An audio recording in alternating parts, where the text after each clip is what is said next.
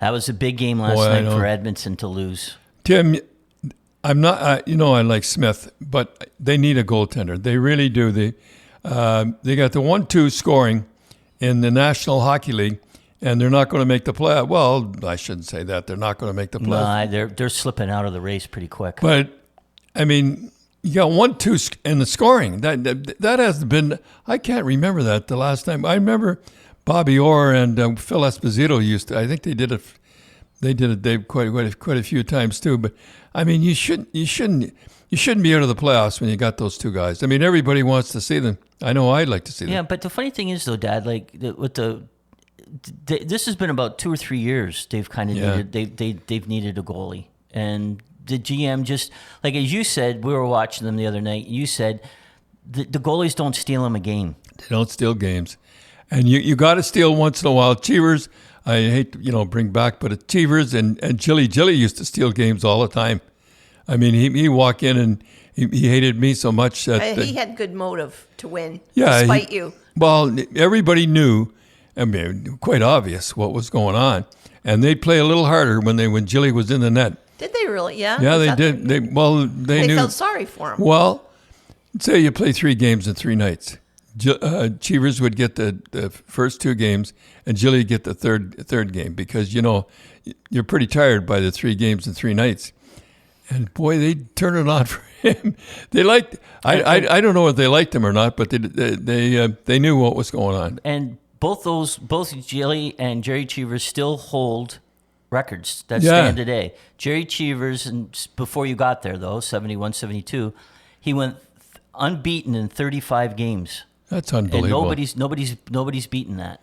So you think Patrick Waugh and Brodeur and Hasek, nobody's won unbeaten in 35. And don't forget Jilly's record. And Jilly was 17 consecutive wins. Not consecutive in a row, but because he didn't play every game in a row, but 17 consecutive starts, 17 wins. And again, back then there was ties. Yeah. Right? So, you could have, today, a goalie can, game could be a tie, then they win in overtime is considered a win. Yeah. But he had 17 straight wins. I remember, I'm going to tell a story again, but I know I told it before. We were going to play for Pittsburgh. And I should tell a story about Derry coming. But anyhow, we win the first 2 games. Cheevers won the first 2 games. And so if they were going to win a game, they're going to win the third game. First game back at home. Yeah, they're going to win that game. So I put Jilly in the net as usual, and the trainer came to me and he said, "You can't play." I said, "What do you mean he can't play? He's got hives." I just didn't understand it. And he says, "Come and take a look." So I said to Cheevers. And I think that was the greatest game Cheevers ever played. I think he had a hot dog and a Coke before and a towel around his neck. I says, "You're playing." "What do you mean I'm playing?" And I says, "He's got the hives." So anyhow, how did we get into that? We're talking about Edmonton needs to get a goalie.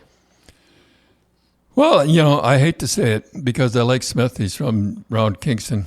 Where is he from? I think Glen Burnie or someplace.